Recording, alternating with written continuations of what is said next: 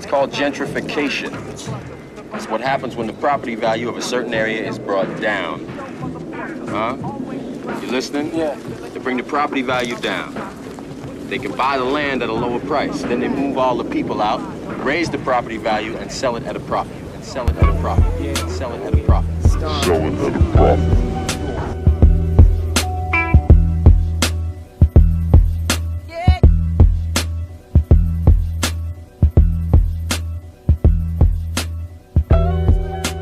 Some of the drawbacks happen to be that gentrification often proliferates, it perpetuates the distinction between who has and who doesn't have, or the haves and the have-nots, because gentrification in many ways brings an element to an inner city or an urban center, a community that could be elitist, or those who are educated that have, let's say, nowadays we're talking about six-figure incomes and households that are perhaps more affluent or more solidly middle class than those that surround those communities, or those who have made up and been a significant part, if not a complete composition of those communities. And because of many of the ills in urban centers, and I would just say in our society now, we have neighborhoods and communities that are inner city and those that are on the outskirts of cities that are plagued with crime and violence and poverty and the drug cultures and even maybe gang cultures, but we see them more prevalent in inner cities.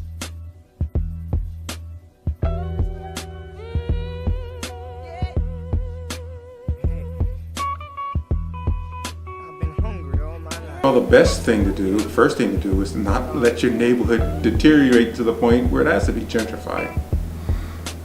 So, property maintenance, maintaining your property.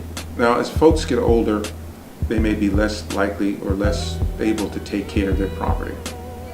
So if they're not able to hire it done, which means you bring in outside contractors to maintain your property, you bring in yard service people to mow your lawns, you demand from the city that streets and potholes and things like that are maintained.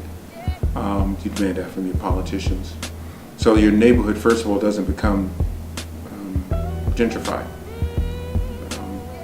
A community that does that now is Randallstown, and of course Prince George's County, which is the wealthiest Black community on the planet, does that also. So there are examples of communities that don't let their communities become something that has to be gentrified. Unfortunately, communities in West and East Baltimore, that's not something that they can do, because the communities have pretty much been blighted out by crime and drugs and lack of good schools. So in order to not have that happen, you have to prevent it from happening by maintaining your property. If that's not the case, and you see a certain neighborhood being gentrified, what those folks have to do is demand from the politicians, which is a whole nother story, that the folks coming in, the contractors and developers coming in, will agree to set aside certain properties for low and moderate income housing.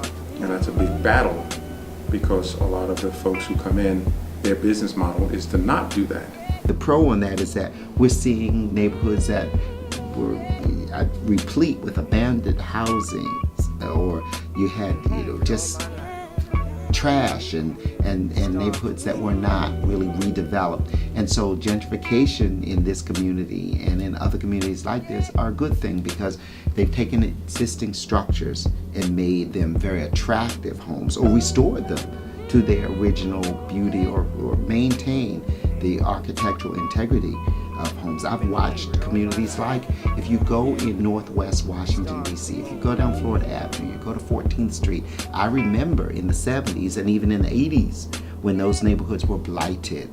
And somewhere around the 90s, we started seeing the redevelopment of properties. It's good for business, it's good for the economy, it's good for jobs, it's good for folk who gravitate toward urban centers to actually live in the city. It's good for the city, it's good for growth and development. But how do we then create the balance that enables everybody to have access to the same benefits and whatever the attractions are to the urban center? Some of the positives, if folks in that community can hang on and be part of that growth, then they're going to see the Starbucks moving in. They're going to see the Dunkin' Donuts and all of the nicer restaurants moving in. They're going to see their schools improve. Well, one of the pros is that one of the blights that we see in urban centers, and what I see when I go into communities that were around where I was born in West Baltimore, that were very residential, and people maintained their homes, and there were strong family units in these communities, whether they were wealthy or middle class or perhaps working class or poor. The communities looked inhabited, they looked well maintained, and we don't see that now. So the folks who will be coming into gentrified neighborhoods will say the same thing. We will not stand for the schools not being good. We will not stand for the garbage to be thrown out. We will not stand for this. So you'll bring in a different mindset. And if the folks living in a neighborhood can go along with that different mindset, they can benefit from that also. What I think would help with gentrification is that if they say, a rising tide lifts all boats. So if we have those who are coming into our communities that are redeveloping the housing and bringing perhaps the family units that can afford better schools, if they are moving into those schools and they're influencing those schools and they become involved in their community and they help the folk who exist in that community so that they're not forced out, and they give them opportunities for jobs and training and education, that this could be a win-win for everyone. That's how I see that.